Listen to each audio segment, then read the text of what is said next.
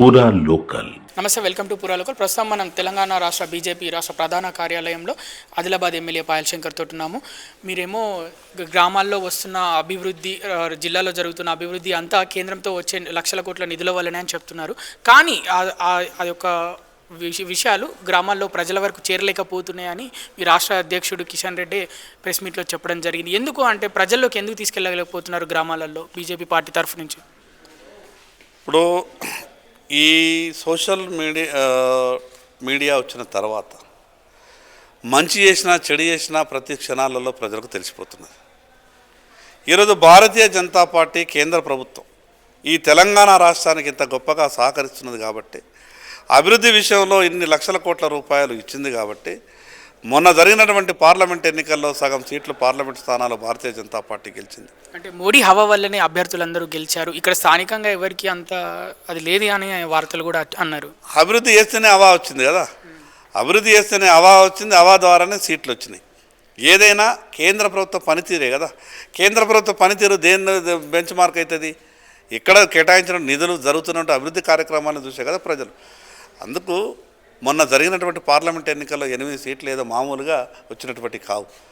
ప్రజలు గొప్పగా నిండు మనస్సు ఆశీర్వదించారు, ఇంకా గొప్పగా పనిచేయమని ఆశీర్వదించారు కాబట్టి ఆ రకంగా వచ్చినాయి. అంతేందుకు మొన్న ఈ రాష్ట్రంలో అధికారంలో కాంగ్రెస్ పార్టీ ఉన్నది.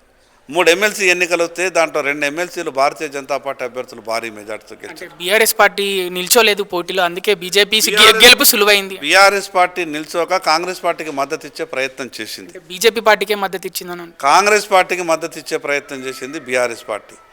ఈరోజు ఈ సమాజంలో మేధావులైనటువంటి పట్టభద్రులు కావచ్చు, మిగతా టీచర్లు కావచ్చు, సమాజాన్ని పూర్తిగా చదివినటువంటి వ్యక్తులు, వారెవరు మాటలకు ప్రభావితమయ్యేటటువంటి వ్యక్తులు కాదు ఆ ఓటర్లు.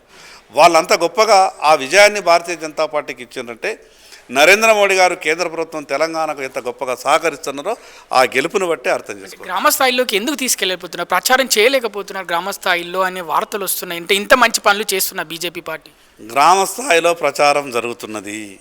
ఈరోజు గ్రామీణ ప్రాంతంలో ఉన్నటువంటి గ్రాడ్యుయేట్ ఓటర్లు ఓటేస్తేనే కదా మొన్న గెలిచినాము.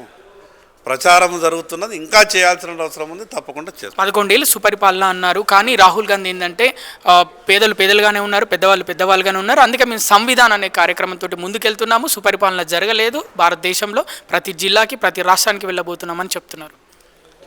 ముచ్చటగా 3వసారి దేశ ప్రధానమంత్రిగా నరేంద్ర మోడీ గారు అయ్యారు. ఈ దేశంలో ఉన్న ప్రజలంతా కూడా నరేంద్ర మోడీ గారి నాయకత్వాన్ని సమర్థిస్తున్నారు. భారతదేశంలోని ప్రజలే కాకుండా ప్రపంచ దేశాలలో ఎన్నికల్లో పోటీ చేసేటువంటి ఆయా దేశాల నేతలు కూడా నరేంద్ర మోడీ గారు నా ఎన్నికల ప్రచారంలోకి వస్తే బాగుంటుంది అని బహిరంగ సభలలో మాట్లాడారు. అంతకన్నా గొప్ప ఉదాహరణ ఏం కావాలా?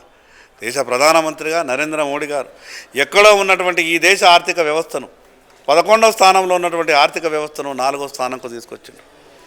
కరోనా వల్ల ఎన్నో ఇబ్బందులకు గురైనటువంటి ఎన్నో దేశాలు, కానీ ఈరోజు ప్రపంచంలోనే గొప్ప ప్రజాస్వామ్య దేశంగా, ఇంత అత్యధిక జనాభా ఉన్న దేశంగా ఈ రకంగా ఉన్నటువంటి భారతదేశం ఆర్థికంగా ఈరోజు 4వ స్థానంలో ఉన్నది.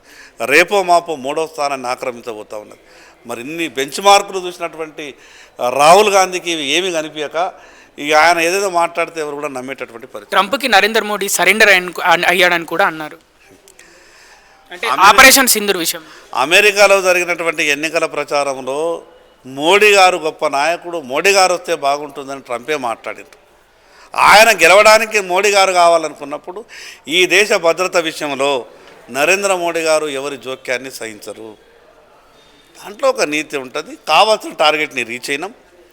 22 నిమిషాలలో 100 మంది ఉగ్రవాదుల్ని 1000 కిలోమీటర్ల దూరంకి వెళ్ళి కొట్టేస్తున్నాం. అంతకన్నా గొప్ప విషయం ఇంకేం కావాలి? పీఓకేని ఎందుకు స్వాధీనం చేసుకోలేకపోతున్నాం మనం? ఇంకా ఇక గొప్ప విషయాలని పెద్ద వాళ్ళు మాట్లాడితే బాగుంటుంది.